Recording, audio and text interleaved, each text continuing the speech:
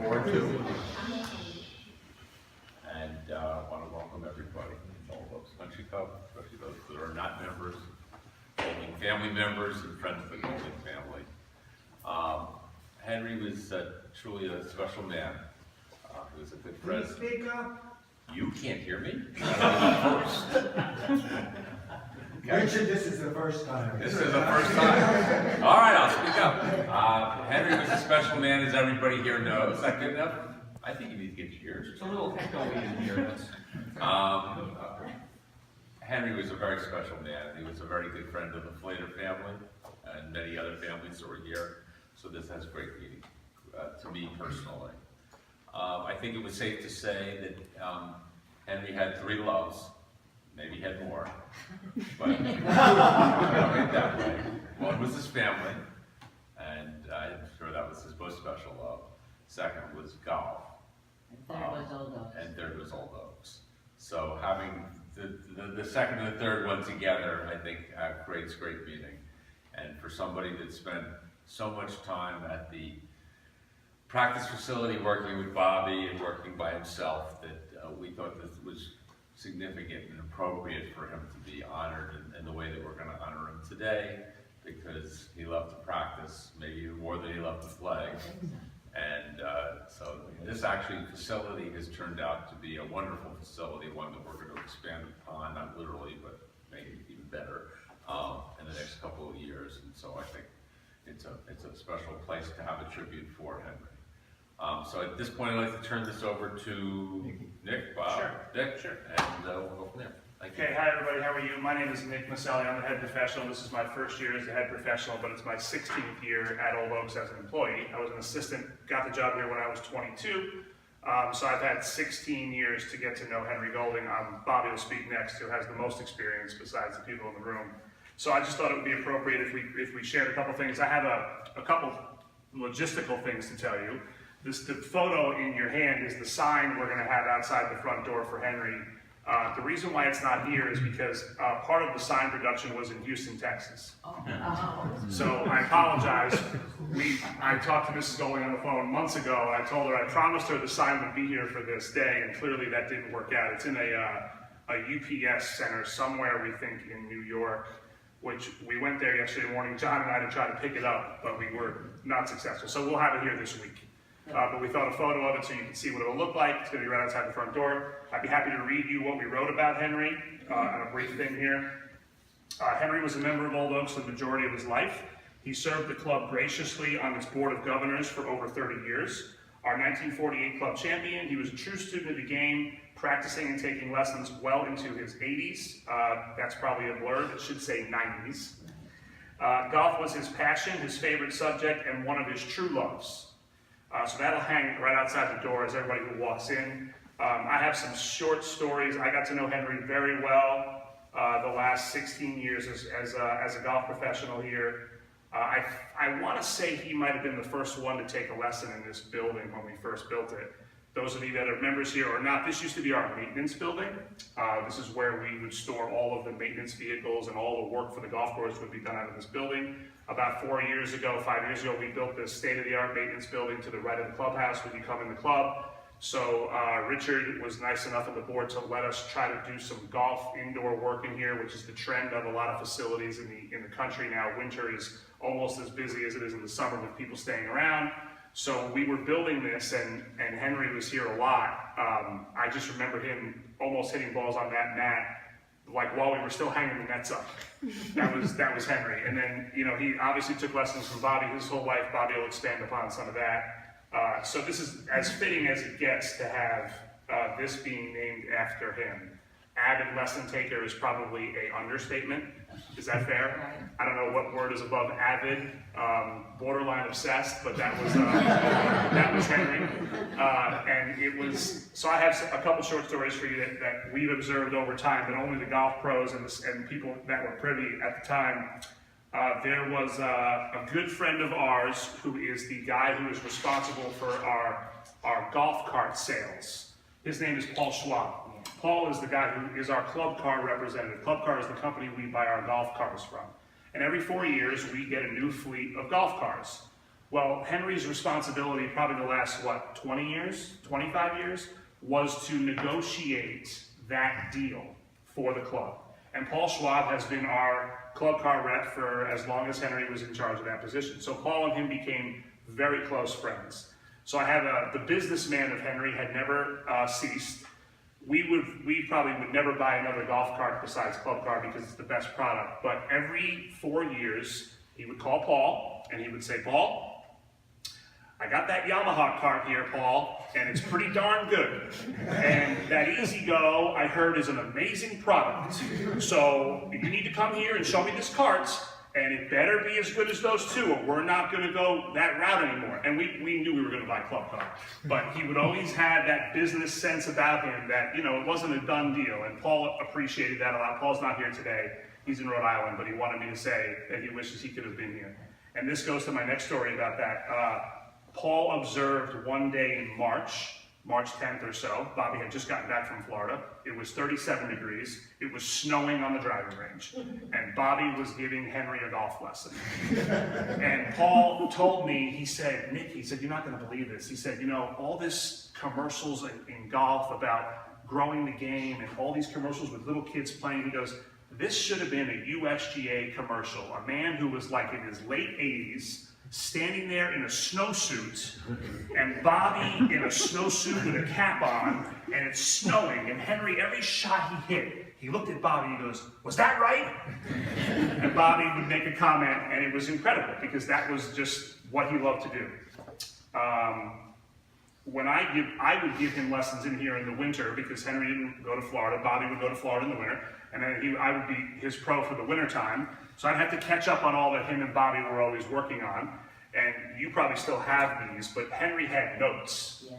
I'm talking notes, pages of notes on the golf swing and what his thoughts were. So the first time I gave him a lesson, he came in, and the first half hour, we sat down, and Henry made me read all these notes about what he was working on so that I didn't mess up what him and Bobby had created over the winter. So that was Henry. He had all the notes, and it was great to watch. And that's it. I just think he was a great man. He loved golf. He loved the golf professional staff. He loved my guys. And, he was a special guy.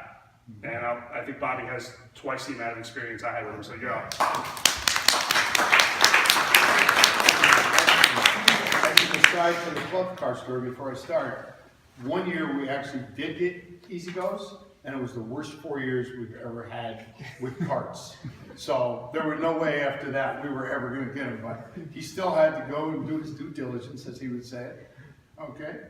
Anyway, March 1983, I'm just a little kid, just got this job, and Ted Locker, who was the president, one of the gentlemen who hired me, along with Richard's father and Bull Schulman and a few of the other guys who were running the place at the time, introduces me to this guy, Henry Golding. Hi, how are you? How you doing?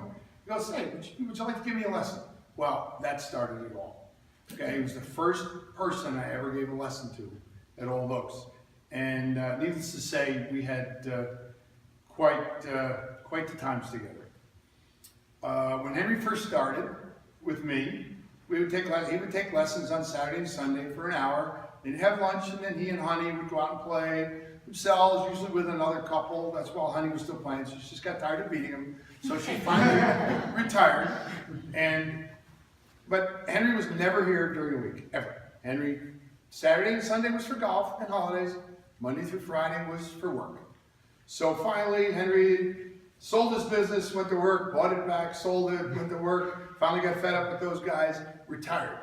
So calls me, says, that's it, I quit my job, I want to come this week. So first time I'm ever going to see Henry. It's going to be on a Friday. Comes, 10 o'clock, let's do 2 hours, we'll play. We go. We play golf, we take the lesson, we go in the lunchroom.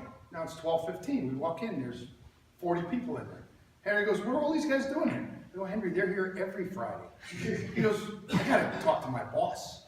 Henry never played golf during the week. Golf was his weekend sport, weekdays were for work.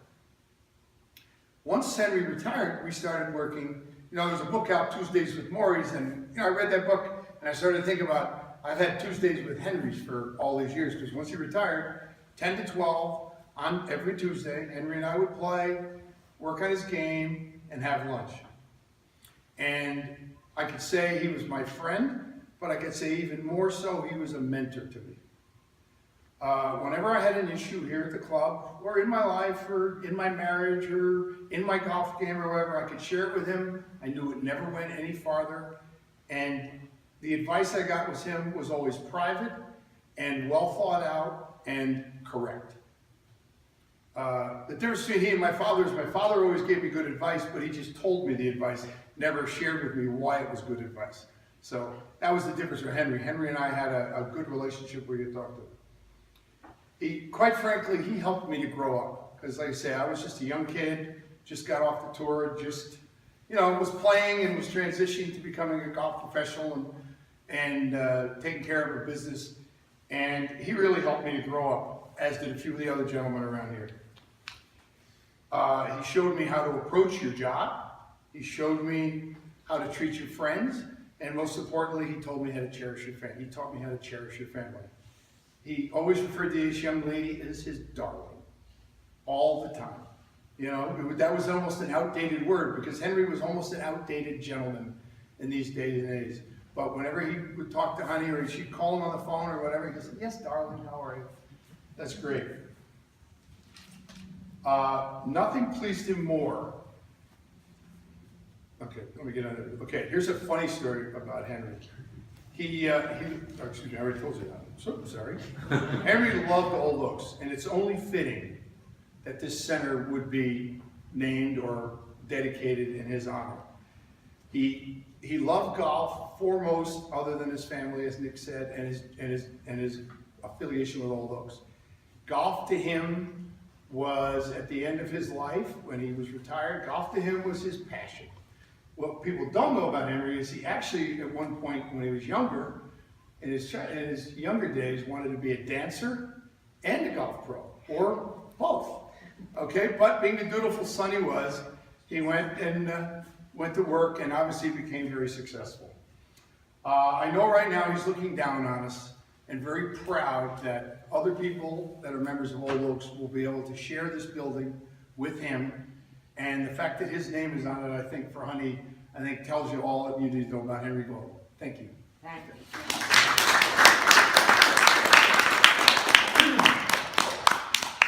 One of the things, which is, I think there was a lot of love here for Henry and as a person, but for this club itself, he was a very important person. He was involved on our board for many, many years. He was the treasurer of Old Oaks for many, many years. He cared, and country clubs only survive because there are a few people, not a lot, that really care, and Henry really cared, and he was a great leader for Old Oaks. He was the treasurer of Old Oaks for many, many years, and Old Oaks owes him and the Golding family a big debt for all that he did. So this contribution is just a small repayment. Thank you, Richard. I'd like to say a few words. Please do. Okay. First of all, I want to thank Richard and Bobby and Nick and all the powers that be on the board that made this day possible. I don't know if you know it, but I met Henry on a golf course. Not exactly a golf course, it was a putting green. And I was putting, and a voice behind me said, "May I join you?" Well, 6 months later, we were engaged. And the first thing we did after telling our parents was calling Henry's Aunt Grace Herbert. Where's Ricky? Aunt Grace Herbert, who was a great golfer. Do you still have it? We do. We're having here next year, actually. Anyway, she sent the cable back. Hope she hits a long ball. Which of course I didn't, because I didn't play golf. I just putted. Well, after we got married, Henry said, "I love golf, and you'll come up to my club and play if you want to play. And don't play, it's up to you entirely. Except I had a gorgeous Kelly green leather bag with Walter Hagen. Did he still have Walter Hagen? I think there were probably wooden shafts in there anyway. Golf club. And I was signed up with Dan Mackey, our old golf pro. And I loved Henry, and I loved Dan Mackey. You couldn't help but love Dan Mackey. He was a Scotsman, an old guy, a philosopher. and we had all these fun times together. And I played golf. I never hit a long ball or any grace, but I was straight, and that counted for something. And I could play with Henry every weekend. Anyway, golf was fun, I enjoyed it, but it never was, I was never a golfer, in the sense that if I had anything on my mind, that's when I would think about it. Go on to the golf course, worry a little bit. Henry never worried about anything on the golf course. He was completely absorbed. If he worried about anything, it was a downhill putting. So anyway, I thank you all for coming, and I thank you, Richard, and everybody for this beautiful honor. I appreciate it.